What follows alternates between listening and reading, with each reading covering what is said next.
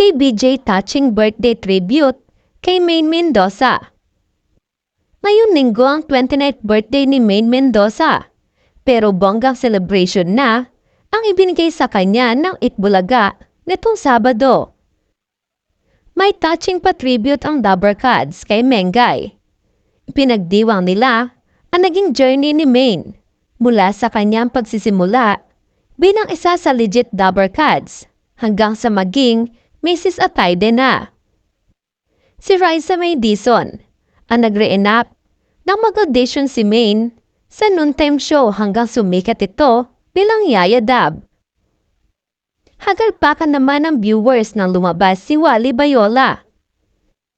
Naginaya ang iconic cover girl look at pagiging pasyonista ni Mengay.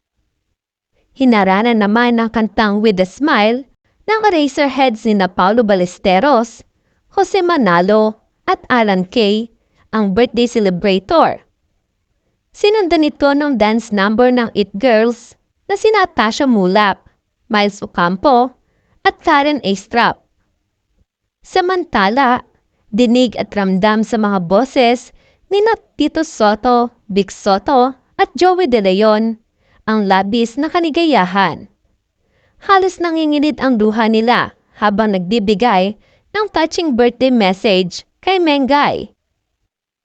You will always be our girl, ang sabi ng dating senator na si Tito Soto. Ngayon lang nagkaroon ng halaga ang happy birthday. Happy kami dahil kasama ka namin, sabi naman ni Joey. Halos mabasag naman ang boses ni Bossing Vic habang nagbibigay ng birthday message sa anak-anakan. Hindi mo kami iniwan kahit anong laban na pinagdaanan natin. Mahal ka namin. Say naman ni Alan Kay, milyon-milyon ang nagmamahal sa iyo, pero kahit gaano karami, huwag mo kaming iiwan. Hindi nagbabago si Mengay mula noon hanggang ngayon. Marespeto siya sa kapwa. Ang banat naman ni Jose.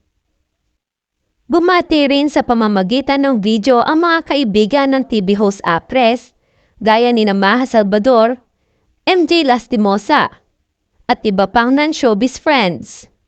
Siyempre napanood din ang mga video greetings ng pamilya ni Maine at ni Arjo Atayde.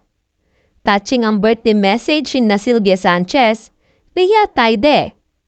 Nagsigawan pa ang mga tao sa studio nang bumati ang father-in-law ni Mengay na si Art Atayde.